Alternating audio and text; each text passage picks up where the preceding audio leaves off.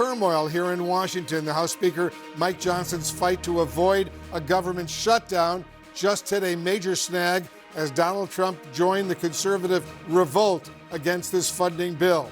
Our chief congressional correspondent, Manu Raju, is up on Capitol Hill, and CNN's Kristen Holmes has details on all of Trump's latest dramatic moves. Manu, we're awaiting an update, first of all, from the House Democratic leadership. But what's the latest on the Hill, and is Speaker Johnson in trouble? Yeah, Trump's 11th hour demand, Wolf, has sent Washington scrambling. They looked like they were on a glide path to pass a bill to keep the government open past Friday up until March 14th. But in the 11th hour, Donald Trump has come out opposing the plan, bashing the deal that Mike Johnson cut with congressional leaders and contending that it should also include an increase to the national debt limit. Remember, the debt limit is an incredibly complex negotiation that typically takes months and months to resolve. Trump wants this off the table now. He says, why deal with it now when Joe Biden is in office? Add it to what Congress is dealing with and get it off their plate. He's also criticizing deals that Johnson cut in order to get Democratic support. Remember, in order to get this bill across a narrowly divided House, he needs Democratic votes. So Democrats have their own demands. That's been all part of this complex negotiation that's been happening behind the scenes for weeks. But after Johnson, as well as the other congressional leaders, put this deal out on Wednesday night, it was roughly 1,500 pages.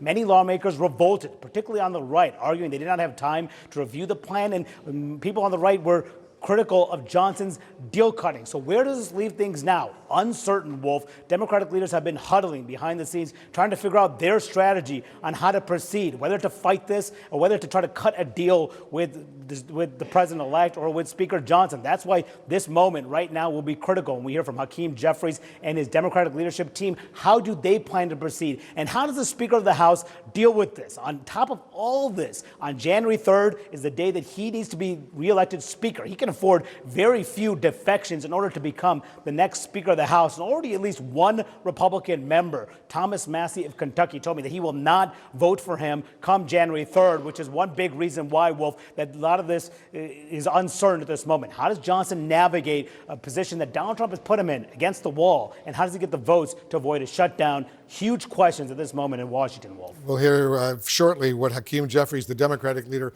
has to say. Kristen, you're with us as well. As you know, Trump has played an enormous role in all of this. What are you hearing? What's the latest on his part?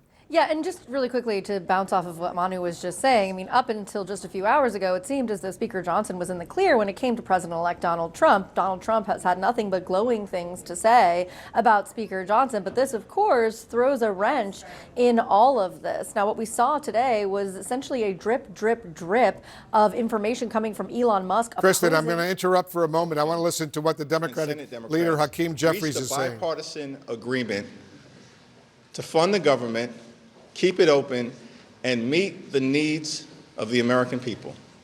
We reached a bipartisan agreement to provide disaster assistance to everyday Americans whose lives have been upended and turned upside down as a result of hurricanes, tornadoes, wildfires, floods, and other types of extreme weather events. We reached a bipartisan agreement to meet the needs of the American people and provide assistance to farmers, families, children, seniors, veterans, men and women in uniform, and working class Americans. House Republicans have now unilaterally decided to break a bipartisan agreement that they made. House Republicans have been ordered to shut down the government and hurt everyday Americans all across this country. House Republicans will now own any harm that is visited upon the American people that results from a government shutdown or worse. An agreement is an agreement. It was bipartisan, and there is nothing more to say. Thank you. What about the debt limit? Is that possible here, Mr. Jeffries? What is Speaker All right, that was the Johnson House saying? Democratic leader Hakeem Jeffries making a very, very strong point. I want to bring in our analysts to assess what's going on because the stakes right now here in Washington are enormous. Alex Thompson, what's your understanding of this remarkable turnabout, a bipartisan agreement, Democrats and Republicans working together to keep the government operating, and all of a sudden it collapses? Yeah, this could foreshadow how the next 2 years and 4 years could go under Donald Trump, because clearly it broke apart in part because of Donald Trump and Elon Musk. But I did find it really notable that Hakeem Jeffries did not mention Donald Trump. He clearly was not trying to say this is the part of the Donald Trump chaos or government. He blamed it all on House Republicans. Brian Lanza, what do you think? Because the stakes, as I keep saying, are enormous right now. The government shuts down. A lot of Americans, millions of Americans, are going to suffer. Certainly millions of Americans are going to suffer, but I think if you look at the standpoint for where President Trump is he feels that this CR is so loaded with so much pork, even more than enough pork to feed all of Iowa. That's a concern, and the debt ceiling is another concern. President Trump's being strategic on how he wants the lame duck to sort of benefit his administration. Certainly dealing with the debt ceiling and dealing with a temporary spending in March becomes a challenge, and he wants to weigh in. And Speaker Johnson's going to do whatever President Trump says. We've seen that after time. Speaker always acquiesces to what the president wants to do, and that's where in this situation. So he's breaking a deal, which is, let's get used to it. President Trump, if he doesn't like the deal, and he's not involved in the deal, it's not a deal. That's what we're doing. But they got to reach an agreement within the next 2 days, otherwise it's going to collapse. I and think the it does Speaker, collapse. as we know, Mike Johnson, he's a Republican. He accepted this bipartisan deal. And he's on the hook for it. I mean, his speakership is on the line. There are people, there are conservatives that are very upset with the deal he's cut. There are people in the Twitter space, whatever that means, which is the MAGA space, that are very upset. And there's constituencies that are very upset. Clearly, Speaker Johnson has a lot of work to do. He kept a lot of people out of the loop. He didn't completely tell the complete picture to President Trump of what the CR was going to look like. And President Trump, the language has been made public. J.D. Vance and President Trump clearly have objections to it. They told the Speaker the way in, and they think what it needs to take to fix. And they're being strategic. It is a smart thing to punt a lot of these things to President Trump's term. It is a smart thing to try to deal with the debt ceiling now. But the pork that's being layered at this right now is just too much for President Trump and too much for conservatives to swallow, and they're not going to swallow it. We just heard from J.D. Vance up on Capitol Hill. I want to play a clip of what he just said. Would you support a clean CR? Well, what the president believes is we should support a clean CR so long as it contains a debt limit increase. That's the position of the president, and that's what we're going to try to push for. Are you supporting a government shutdown then? Have a good night, guys. Thanks. Amisha, what do you think is going on right now? A lot of horse trading. President-elect Trump wants to preside as though he is currently president. He is weighing very heavily on these decisions. With that being said, he also is not in love with Speaker Johnson. This could be the axe that gets them a new speaker. And I think that he's walking him into that path. Make no mistake, Americans are going to get hurt. Several Americans will get hurt, from federal workers to those who aren't, who are waiting on SSI checks and things like that. We know that this is going to cause a major issue. However, I think that he is willing to do it, one, to prove a point, but also to ensure that there aren't any major policy changes that happen before he is actually in the White House a second time. You think it could undermine Speaker Johnson's reelection?